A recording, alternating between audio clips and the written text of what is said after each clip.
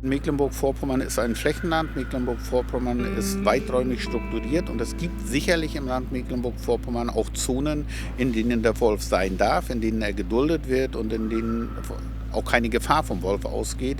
Und insofern muss es ein Miteinander geben können. Aber wie gesagt, da wollen Gefahrenpotenziale ausgehen und dafür müssen die rechtlichen Voraussetzungen geschaffen werden. Dann muss es möglich sein, dagegen vorzugehen bzw. in den Bestand auch einzugreifen.